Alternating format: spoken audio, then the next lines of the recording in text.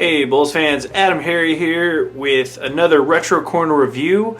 Today, as you can see, we have the Warhammer 40k Rogue Trader Original Edition by Rick Presley, copyright Games Workshop 1987. Yes, this is the book that started it all. This is the granddaddy.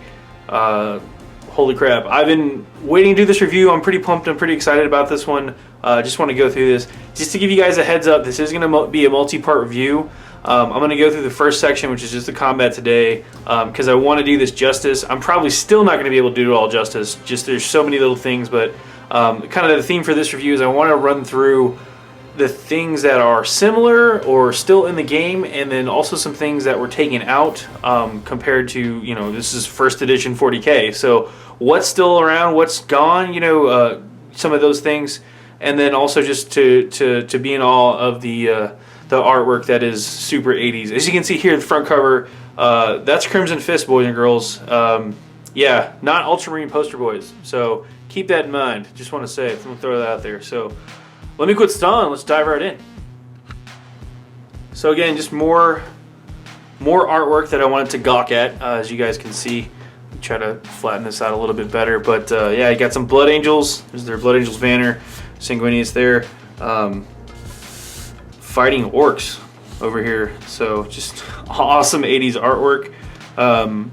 Looks like they have a Dreadnought, which we're going to get into more here in a bit, but yeah, good stuff. So again, Rick Presley, 1987, good stuff. Rogue Trader, first edition. The book itself is a mix of color and black and white, mostly black and white. There's some color stuff in there later on, which I'll go over in a later review, but yeah, again, that picture from the front. And this is what I want to go over the combat section. But real quick, too, I wanted to point out a couple of things. This book actually goes into detail about the actual scale of the game. They basically say right here in the scale section that the game has been designed around a ground scale of 1 tabletop inch equals 2 meters of real distance. So put that in perspective. You know, a Space Marine's about 1 inch tall, roughly, maybe 1 1.25 inches, 2 meters tall. You do the math on that, maybe a little bit closer to 2.2 meters tall. So the game also had a couple things I wanted to call out. The player is generally fought between 2 opposing sides, so you can have typically 2 players on one for each side or more. However, there is an extra player here that they reference quite a bit, and that is the Game Master. This game was set up more like almost like an RPG in some sense, where you have a person that is the Game Master who's going to be the rules officiate. You know, they're going to be able to answer your questions. They're going to make rules calls when the players start arguing. So don't really see much of a dice-off thing, but you had that arbiter, if you will, who's going to make those tough calls, who can also do stuff like make you take leadership checks at will, because they're the GM and it's their rules. So that was kind of cool. So go out there, you know, if you ever play in a tournament, thank your TOs, because they're basically the new GMs. So cool stuff there. The game also used a full polyhedral set of dice. You know, D4 up onto D12, and D20s were still there, but not typically. But yeah, you had a full set of polyhedral dice that you would use. So some of the stuff that's changed, not using that anymore. Yeah, so let's dive into the combat. The combat section, the first part they go over is basically how the GM, who was the one that was set up the terrain, step 1, GM places the scenery entirely at his own discretion.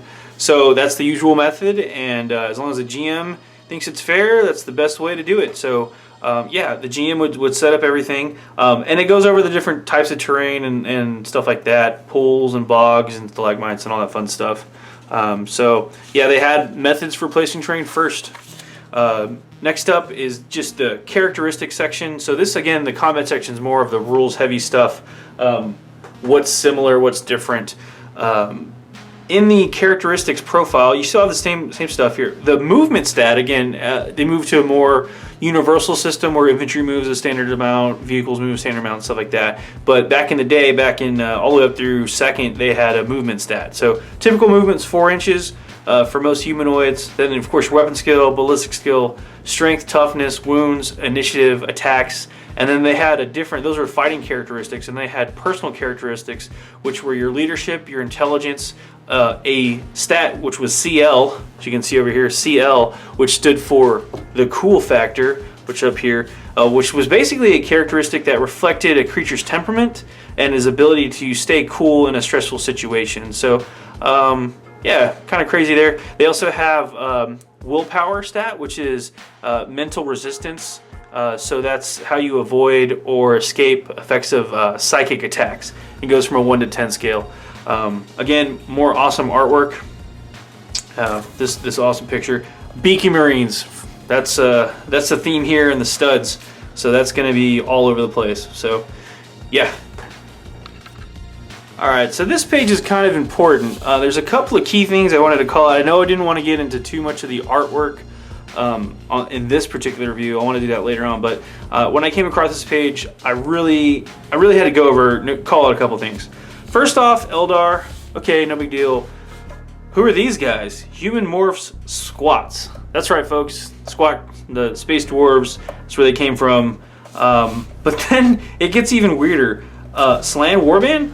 Yeah, the Slan were also a faction, a playable race in the original Rogue Traders. Slan were a thing. And if you notice, they're not giant fat floating frogs, they're lizard men. So, pretty crazy. There's another picture of a Slan right there, just a yellow frog. You had Blood Angels down here, an Inquisitor in power armor, who, this guy right here, he looks just like a regular Marine. Pretty nuts there. Silver Skulls, there's an Orc. These guys right here, those black Marines, those are Dark Angels. The original paint scheme, they were black. So again, this is even before almost, I mean, it takes place obviously 40K, so it's after Heresy era, but the original paint scheme, Dark Angels were black. So pretty crazy. This is an Imperial battle droid, and this is the original Dreadnought walker, which I'm going to get into. There's some cool stuff I found out about these guys I want to get into later. But over here, it's more orcs, power armor troops. Marines were not the only people that had power armor back in the day, but then, you know, like the Inquisitor there, but that's a special thing I want to get into later. But this is the last cool thing I found when I call out a Zoat, which was, again, a different alien race. They're kind of centaur lizard men, but also, if you look closely at the weapon, it looks kind of like a Tyranid weapon, so living weapons. So take that for what you want. So anyway, moving on. The troop organization, when you have a troop, you had the same rule. Again, something that was carried over from day one, the 2-inch coherency rule. So no member of a unit may move more than 2 inches away from at least one other member of the same unit. So found that randomly interesting. It's still in the game. So good stuff. As far as the turn sequence and the order of play, it's very similar. Should still feel kind of like they do now. It's very similar. So step 1, movement, shooting, hand-to-hand combat. So that's pretty much the same. Then they had a couple of new things too. Reserves, which I'm going to get into that later, but it's not your typical reserves that come in. They're actually on the board and they get an extra move. It's kind of like a run move almost. Psionics, which is the new psychic phase. That's that was a phase for a long time. And then of course rallying, that was yeah, so you can attempt to rally at the end of your turn instead of at the beginning. So kind of cool. Still in the game. This phase also goes over the movement. As you can see, movement, difficult ground, very difficult, impassable terrain, all that fun stuff there too. So yeah, and then more awesome 80s artwork. Again, that's more that front cover of the Dreadnought, Blood Angels Dreadnought taking on some orcs there. So sensing a theme, Blood Angels versus orcs. Just saying, could have been the new starter. Moving on, we have shooting and splitting units and stuff like that. And dude in power armor getting shredded. I didn't say Marine because, again, Marines weren't the only people in power armor back in the day, but that is definitely a beaky guy getting his bits blasted out of him. So this section goes over shooting, like I was saying, but it also goes over in more detail the firing arcs. And just want to point out the different bases that were in the game. It wasn't just round bases. You had square bases, you had hexagonal bases as well. So, you know, many different facets to this game. And not only that, the square bases weren't just flat, point one direction. They could also be angled with the mini facing a different direction. So you actually had the front arc that way versus the flat arc here. So pretty pretty crazy, kind of not groundbreaking, but you can tell that they scaled that back for simplicity's sake later on in the game. So I personally appreciate that. It can be kind of confusing getting base to base. I don't know if you ever played deep striking demons that use square bases, but you can pack a lot more guys in there and it's kind of not fun. So anyway, moving on, line of sight. This goes over in more detail the different firing arcs. GW love their diagrams and their D6 charts later on, but this goes over in a great detail who can shoot. One of the things I did want to call out is they had the woods rule, which really didn't change until about 3rd or 4th edition, where you couldn't shoot in or out more than 2 inches. So yeah, so you had to be able to on the edge there, and then a line of sight like a wall or barrier. If there's in the middle between 2 guys, nobody can shoot. If the target was at the wall, the firer could shoot with a penalty. If the firer was at the wall, they could shoot the target with no penalty, and then shooting through a target here. So yeah, again, more diagrams, more explanation. I know at least locally there were some discrepancies about what constitutes cover with the new edition and stuff like that. This book spells it out very clearly what's cover and what's not. Kind of appreciate that, but this was a much more realistic approach to the game, if you will. So shooting from cover, shooting from in cover. So that's, you're actually in the cover. Like this is a trench example here. You're hiding in the trench shooting and stuff, and then shooting from within woods. And there was also hidden troops, which was a neat thing. You could actually have guys that were so stealthy that they were hidden, and then guys could pop out. So in this example, the firer the target is hiding in the edge of a wood. The firer, 1 through 3, may fire still as long as his spotting distance is within 3 inches. So he's at the edge of the wood. It's a 3-inch thing. So yeah, a little bit more complicated. I kind of understand where they're going with this, but I'm also at the same time, I'm glad that they've cleaned up and simplified the rules a lot. So, I mean, it's been 7 editions, right? So there you go. This page goes over more about scoring a hit and weapon modifiers, shooting modifiers, damage and saving throws. I wanted to point out some things that were very much the same. The to hit chart is the exact same. That hasn't changed in almost 30 years. So it must be working. Yeah, a BS1, need a 6. BS of 6, you need a 1. And then if you were over, it was a minus modifier to hit, because again, in this situation, in this edition, there were modifiers to hit. So the example, firing at a large target was a +1 to hit, firing at a small target was a -1, all the way down to being behind hard cover, which was a -2 to hit. A lot of players, a lot of veteran players may remember that from 2nd ed as well. You know, it's one of those things, it would kind of help with the cover save if they brought back modifiers, but at the same time, snapshots at flyers is already annoying, so it's personal preference at that point. But they did go over maximums and minimums to hit here. If you actually need a D6 to hit, which used to be a rule back in 4th and 5th edition, if I remember correctly, if you needed a 6+ to hit, you'd have to roll 6s first, and then you could roll. If you needed a 7 to hit, you have to roll 4+. 8 to hit was a 5+, and a 9 to hit was a 6+.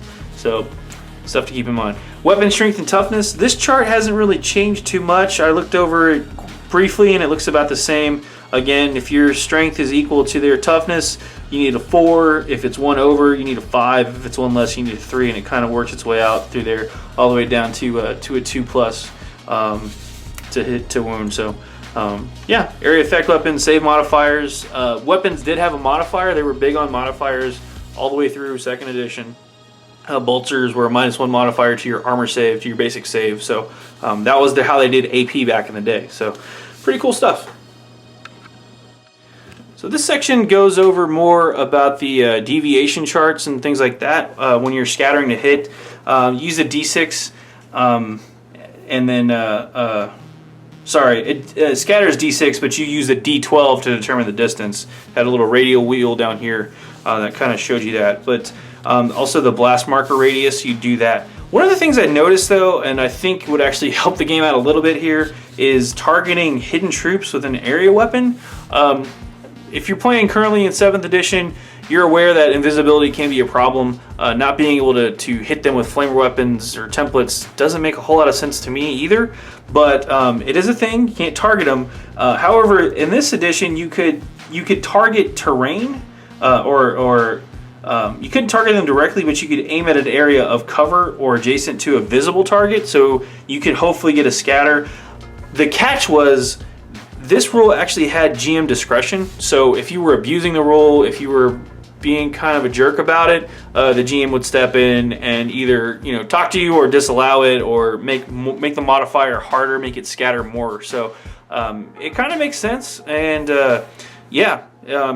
again, sometimes the rules, although complicated, did answer those questions that pop up every now and then. So aside from that, more awesome 80s artwork. You got an orc firing some artillery. It looks like maybe a las cannon or something with a crazy demon mouth on there. So then it gets into slow weapons and firing those, and then last but not least, getting into hand-to-hand combat on this page. So we get into close combat. I want to point out a couple of things.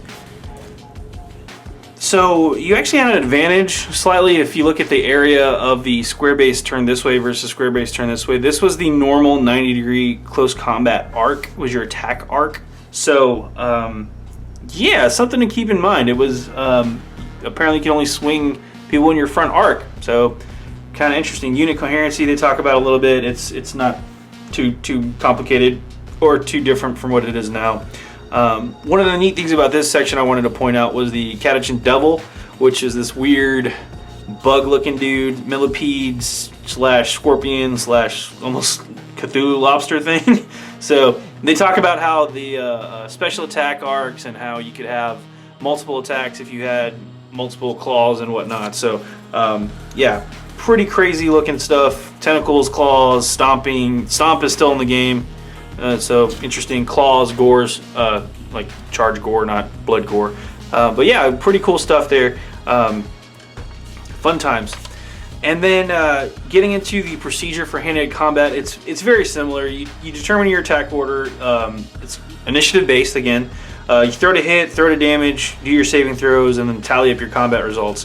The weapon skill chart looks about the same. I didn't really notice anything major. Again, they did have an ability to hit on a 2+. If you were, let's see, if you're a 1 and you're fighting a 6, the 6 hits you on a 2. So that's kind of crazy. If you're a 1 and you're fighting a 6, you hit them on a 7. Don't forget, again, there were the modifiers in close combat all the way up to a 9. So kind of interesting. If you were even, you still needed you actually 4 versus 4. You actually needed 5s to hit. So they shifted the chart by 1 in later editions. So yeah. So again, charts actually is quite different now that I'm taking a closer look. So I'm not even going to edit that out and make myself look cool. Just going to leave it in there. But anyway, they did have to hit modifiers. Frenzied was a +2. Charging was a +1. Uphill, stuff like that. You could also get negative modifiers if you were like using an improvised weapon. So I'm going to hit you with a rock because there are rules for that. But yeah, order of attacks, disadvantages and stuff like that. If you're fighting unconscious, which you wouldn't be fighting, but if you were attacking somebody that was unconscious, asleep, or that was already routed, they would be a disadvantaged opponent, and you would get modifiers for that. So over here on this page, more awesome art. This is a Space Marine Commander. Actually, it doesn't even say Space Marine. It just says Marine Commander. And it looks like this is actually Leman Russ. So yeah, it has his star date, born in the 32nd millennium. So yeah, I don't know, maybe they retcon that out. But yeah, profile Leman Russ, Marine Commander. Not even Space Wolves, by the way, it just says Marine Commander. So he's got some serious cyber gear on his face. I don't know if you guys can make that out too much, but yeah. So this page goes into more of the combat. Real quick though, I wanted to point out that's what the flamers were like back in the day. It looks like a paint sprayer almost with the canister there and the nozzle. But minimum to hit, maximum to hit again for close combat. The damage roll was the same toughness chart. They go more into details about units getting combat. They also talk about combat resolution and how if you were in a multiple combat here, how it could get kind of messy with, you know, you could lose one combat and win a second combat, and in that case it was a draw. They talk about messy combats and how that all works. So yeah, kind of change it up. It's similar to how it is today, but you know, being locked in combat with when you beat one guy but you're locked in with the other unit, you know, it's similar, but it's still, you had the GM discretion too to help out, so that was kind of nice. But you had a lot of single, almost one-on-one combats, so not quite as complicated as the second edition of combat, I think, but still close combat could get a little bogged down. Over here, I'm gonna call these out real fast too. More awesome art. This is the it looks like an Imperial jet bike from back in the day, and they used almost like a photorealistic picture of some guy screaming, and then another gory shot of looks like a guy in power armor getting mowed down. So more blood and guts in this book. Good stuff. So next up, breaking off from hand-to-hand combat. This awesome art of Eldar pirates, it looks like, because Xenos. So take a moment of silence there for the awesomeness. I like the helmets. It's kind of a, I don't know, it's like a hooded stormtrooper look. So from Star Wars. Anyway, goes over the getting routed in combat. Has a neat little story of a guy who wants to become a Marine. They've retconned it since then that, you know, about the age difference stuff, but he wants to do his daddy proud, and so he's killed a beast, and tomorrow he's going to eat that beast's heart and hopefully be awesome enough that they recruit him into a Marine chapter. So, but that's more fluff stuff. Anyway, the route and pursuit, you know, route test, being routed, stopping a pursuit, all that fun stuff, leaving the table. You could actually come back, pursuers could come back. So if you pursue them off the table, you'd come back to the same place the subsequent turn, providing that you rolled a 4, 5, or 6 on a d6. So that's kind of a fantasy thing, following somebody off the table and then coming back in next turn, except now in fantasy they don't do that. They don't have to roll for it, they can just pop back automatically. But this year actually had to roll for it, so pretty crazy. More stuff here. The reserves phase. This was pretty crazy. So the way the reserve worked, it was not a reserve roll like it is currently. The way it works is basically you took any troops that were uncommitted, and an uncommitted troop is defined as a troop that belongs to a unit with no members within 4 inches of any enemy model. The model did not shoot in the shooting phase, so again, kind of like a run move. The model is not already in or behind cover, so you're kind of in the open, and the model is not hiding. And these count as reserve, and they basically got a second move action. So if you look at those rules, basically it's a lot like a run move that happened later in the turn instead of during the shooting phase. So maybe they streamlined that idea in later editions. Maybe they went back and said, hey, stuff isn't getting in combat fast enough or whatever, what have you. But I do want to point out one thing is that, you know, a typical infantry movement was only 4 inches. So having 2 4-inch moves, that's still 8 inches. That's still less ground you're covering than on today's boards. But again, with the GM's discretion, you know, and you're playing more of an RPG style, it kind of makes sense to limit movement more. You're playing a longer game in some senses. So anyway, routing troops, they get into that more. Reserve, move psychology. Then the psychology test, and this is where it gets kind of weird. So sequence for testing, you do confusion, frenzy, fear, and then hatred, and different psychological rules. If you play now, those things have been rolled up into the special rules, which again streamlines it. Rogue Trader was big on almost just the complexity of it, but they also wanted that sense of realism to it as well. So it's almost like an extra leadership test, but instead of rolling on your leadership stat, you'd actually roll on your cool stat. So if you were super cool, these tests weren't that hard. If you weren't that cool, like an ugly orc, you just aren't cool. I'm sorry, man. I'm just kidding. But anyway, if you weren't cool, you had obviously a much harder time. So, and again, it goes through a whole list of modifiers, A, B, C, D, E, F, G charts of how the breakdown works. So if you were really into the rules, this was probably one section that you took a good look at, and definitely want to make sure you got those right. One of the things I noticed too is they talk a lot about buildings, basically like maybe like a 4x4 building. When you enter the building, the GM had two options. You could either do a section of it, which is like the faster way to play it. You do a quick, you know, each building is this many levels and whatever, or you could do a mapping part of it where the GM actually got way more complicated. This example they give out here was this map is actually used as a boarding action on a spacecraft where the GM describes the scene almost like an RPG and goes through all that fun stuff too. So buildings also could take damage and stuff like that. Vehicle turning arcs. This is the next section, obviously vehicles. Vehicle turning arcs. You didn't move and have a 90-degree pivot that you could make and then keep moving. They actually had a radius move that was called the turn radius ratio, or TRR.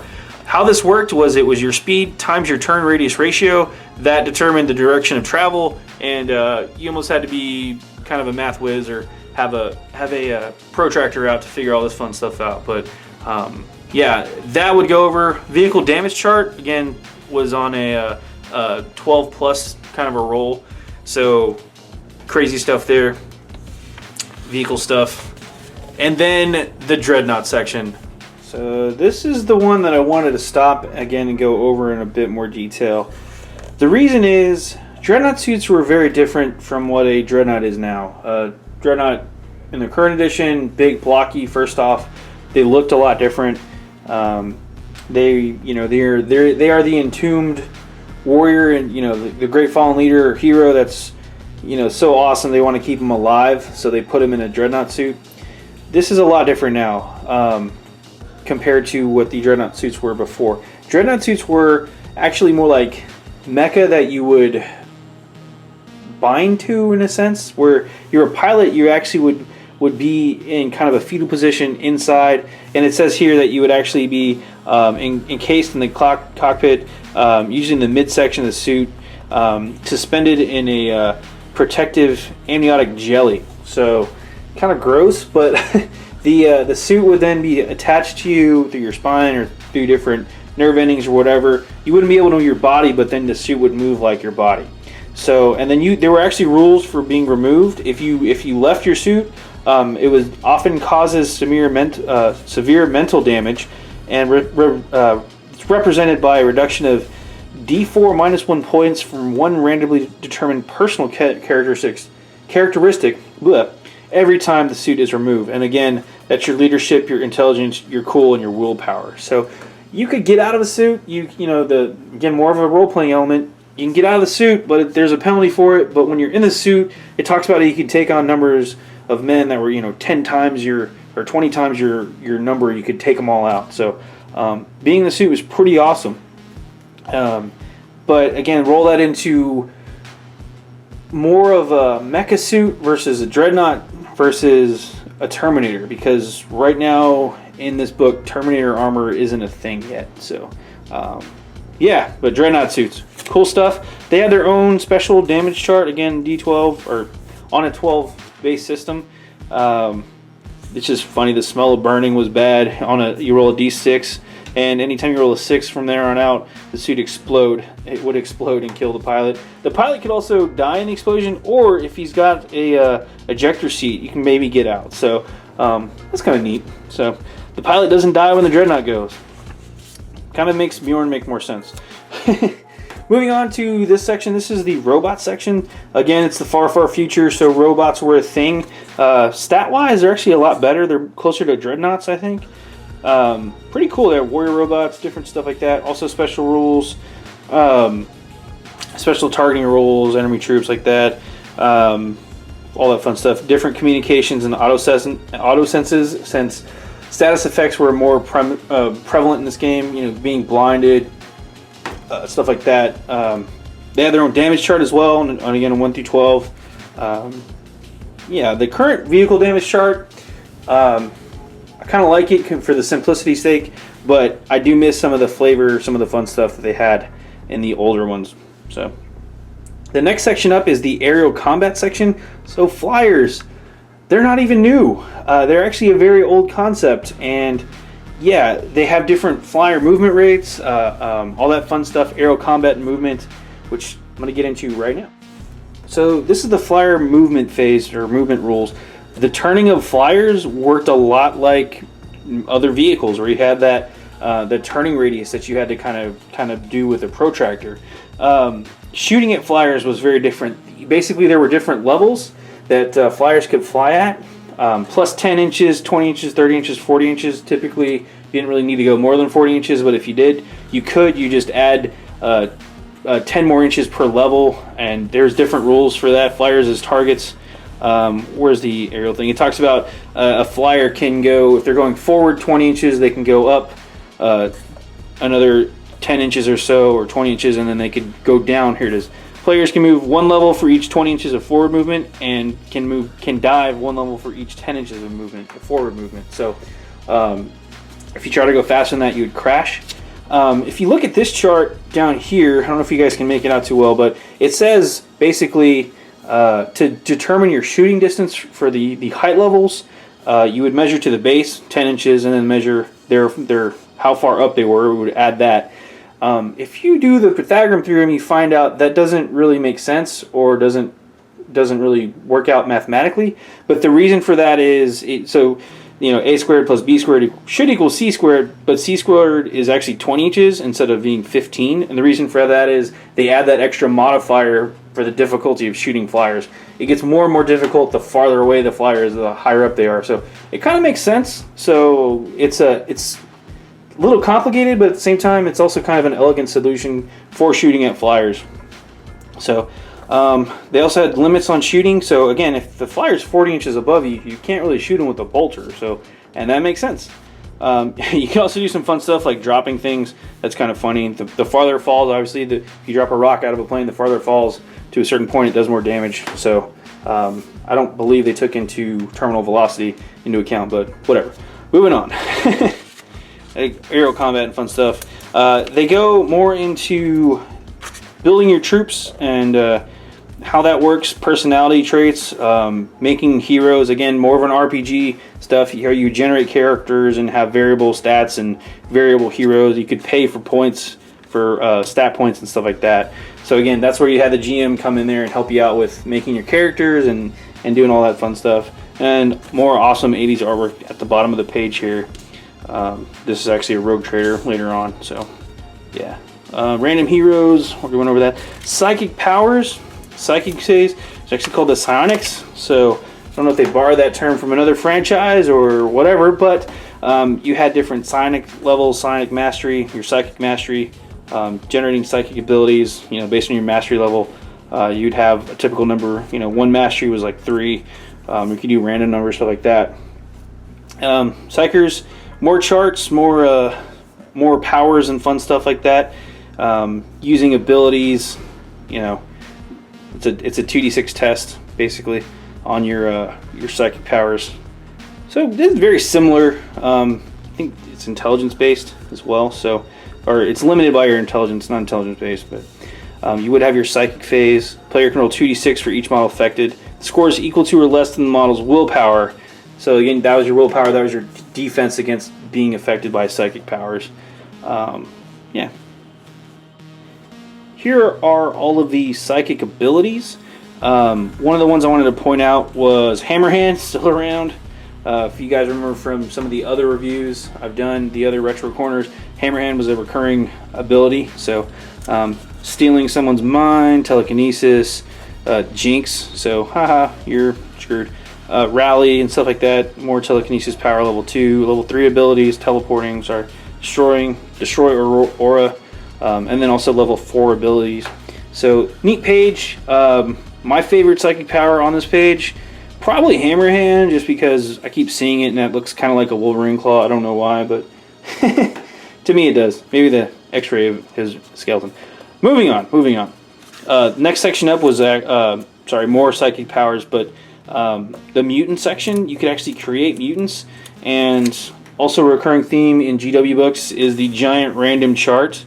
Looks like a 1 through 100 actually. You could have acid all the way to in the evil eye. You could have a silly voice. You could have wings. You could be very fast. So a lot of crazy stuff. Irrational fear, irrational hatred. Who doesn't have those? a little weird too. There's a black skin mutant feet. I don't want to get into that. Moving on. So this is what I wanted to show off about the mutant section. All these different crazy faces. Beaky Marines, more like beaked dude Marines. So yeah, crazy eyeball monsters. Goat Boy. How did he get in here? I don't think he was born yet. Maybe he was like 2 or 3. Yeah, cone heads. Having an ear on your forehead. That sounds maybe a little weird. This one with the mouth sideways and the nose above his head. But yeah, mutants. I think that they just paid the guy to go draw some crazy, creepy guys. So different stuff going on here. That's just a head with an arm, with arms and legs. So no torso. Creepy. This goes over the point system in the game. To determine how much a creature would cost mutant that you create, more stuff like that. There's just some squats picture there. So more equipment and how those affected your points. So you could kit stuff out. Again, more of a role-playing system where you would actually kit stuff out point-wise. But yeah, Psionic points and all that all, tallied up at the end. So vampires were in the game. Dinosaurs, if you wanted to ride dinosaurs, whatever, giant spiders, yeah, a mimic, whatever. But yeah, that's going to end this part of the review. Just because there's so much in this book, I want to make sure I go over it all with everyone. So again, that's the Warhammer Rogue Trader combat section review. This will be a multi-part section, so come back, check us out for the follow-up review on this for our Retro Corner. This is AdamHarry with another BoLS Retro Corner review. Have a good one.